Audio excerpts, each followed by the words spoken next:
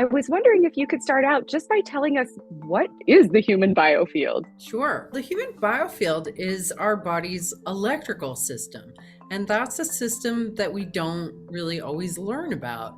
It is the electricity that turns you on, that allows you to walk around, to see, to talk, to think, to feel. All our brain waves that are being produced are electric. Our heartbeat is electric.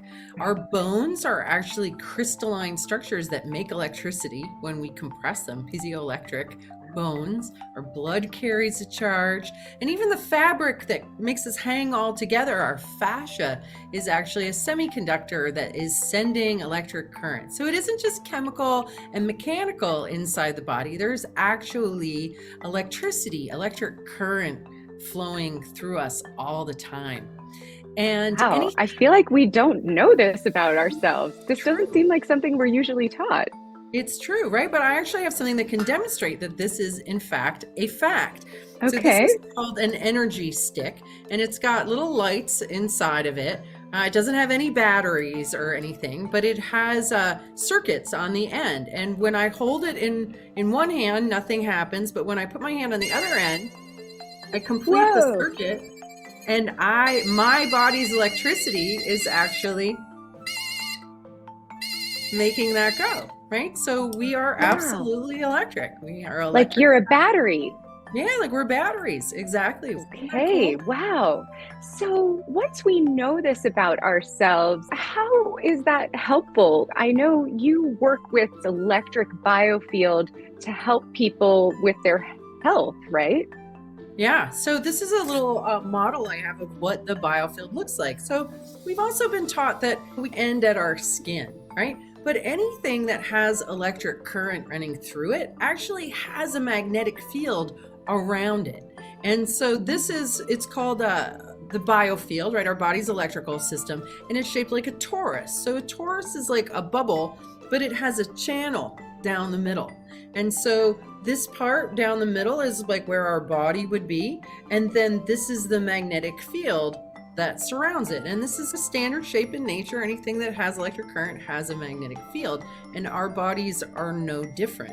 And so we want our body's electrical system to be bright, right, and strong. We want the current going through us to be strong so that we're shiny, so that we're radiant. And we want to be able to feed our electrical system. So what are some of the things that feed and brighten our electrical system? One is the sun, right? Just getting out in the sunshine. We know we always feel better when we're in the sun, and so that powers you up. And being in places where there's more electric charge in the atmosphere, like at the beach, when you have salt water and sand and you get barefoot, that's all really good for your electrical body. Also, things like singing and dancing and running and jumping, all of these things help to build charge. Things that aren't good, that make our voltage go down or make our light drop, is when we hold ourselves back, we hold back our emotions, everybody knows what that feels like when you hold yourself back, and that kind of dims your light. Eating junk food that isn't fresh, like when we eat food that's fresh, like fresh fruit, fresh vegetables, anything that's got light from the sun still in it, that's really good for our electrical system. Taking big breaths is also really helpful, because not only is our body electrical, but our atmosphere is also electric. In fact, we get most of the life energy for our electrical system from our breath, right? Because people can go for weeks without food, days without liquids, but you can only go a few minutes without breath. So another way to lower your voltage is to hold your breath or to breathe really shallowly, and that stops electricity from getting into your system. Wow, this is so fascinating. It's like a whole different way to think about who we are as electrical beings that are taking in electrical energy from our environment, from our food, from the sun, from the air, from even, I've heard of these things called negative ions, and negative ions are actually positive, right? So tell me a little bit about that.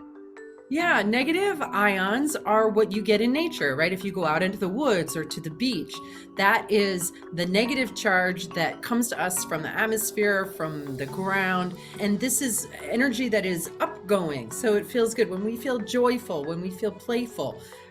We get too many positive ions when we're inside, when we're around devices, when we're under fluorescent lights. That creates too much positive charge and makes us feel droopy. But if you go out and you run around at the beach, then that's going to give you more negative charge and make you feel more alive.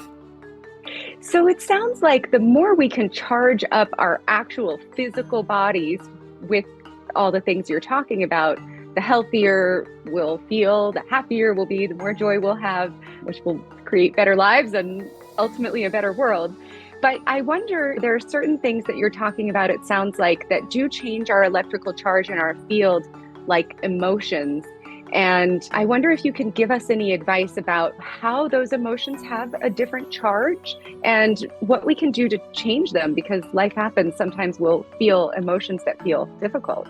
It's important to understand that emotions, the way that we feel about things, is part of the system that keeps us healthy. We have a feeling sense in our fingers, and if you touch something that's hot, it tells you to move away, right? Our emotions are the same kind of feedback loop. They're really designed to help keep us healthy, to show us if we need to move away from something that's painful, move towards something that feels good, right? And the more that we can create positive, feel-good environments for ourselves, the more positive emotions we're going to experience. There's no such thing in our work as negative or bad emotions. They're all necessary. They all play a role in helping to keep us healthy. But where people end up with problems with their emotions is if they judge them or suppress them. As a girl, I'm not supposed to get angry, or as a boy, I'm not supposed to cry. Emotions are really like waves that ripple through our body's electrical system, through our wiring. And every emotion ripples through with a different kind of rhythm and tone. For example, when we're scared, when we get really scared, we shake, right? And so this is the way that rhythm of fear moves through us. It's got that kind of current. Whereas when we feel love or gratitude, that's a much smoother, flowing, good feeling kind of emotion.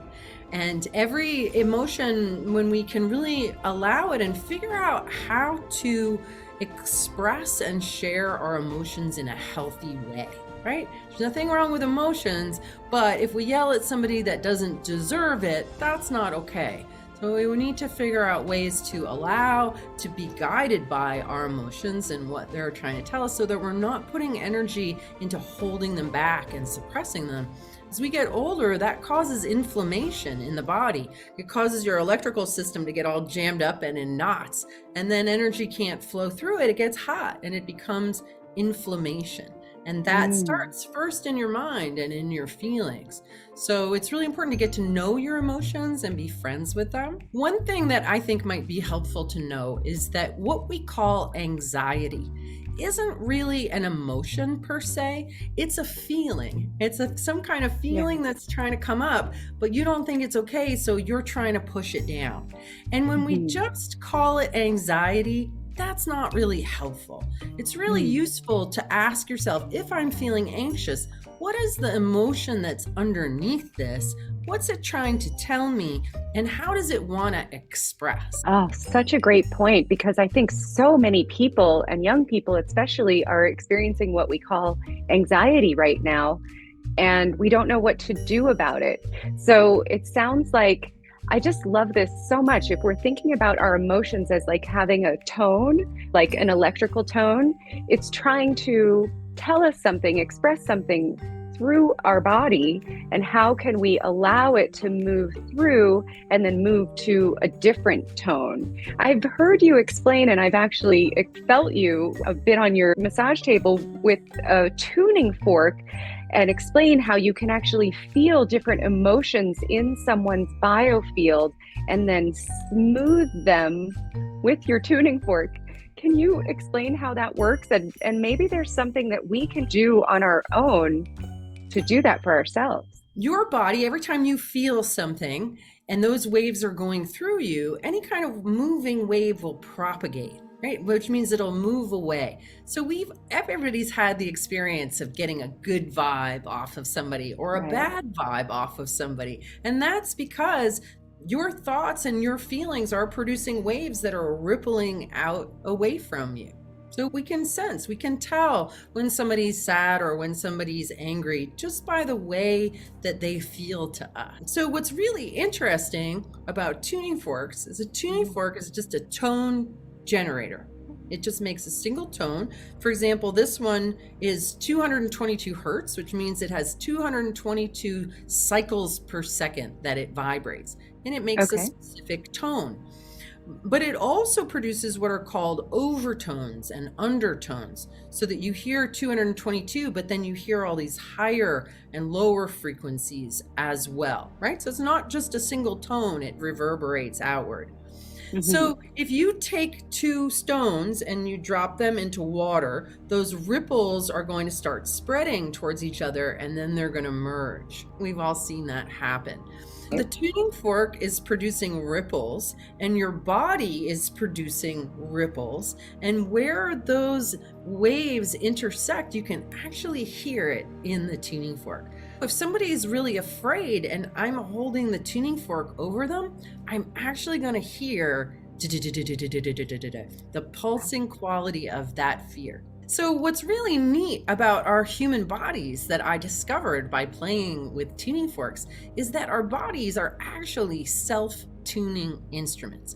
Meaning that when you bring in a tuning fork and it intersects the waves coming off, the body can actually hear itself. And it can hear when it's out of balance.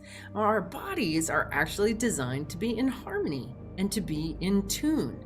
And just if you haven't looked in a mirror in a while, you get to a mirror and your hair is a mess and you have a poppy seed in your teeth, your first instinct is to put yourself in order, right? To smooth out your hair, to get that seed out, to put yourself in order.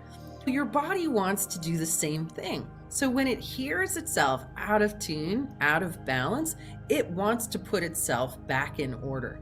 And because the tuning fork produces a steady tone and a steady rhythm, the body will actually balance its own tones and rhythms against this. It becomes like a metronome, like you use in a piano to keep a rhythm.